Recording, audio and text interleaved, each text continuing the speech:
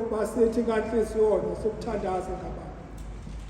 Othe kanjalo wasithembisa okokuba wakuthi kwakuhlangana ababili nokuba bathathwe egameni lakho ubaphi izinto abazicelayo. Yenza kaloku Nkosi njengokunwena nokuthandaza kwethu thina sicaka zakho njengokuba kusifanele.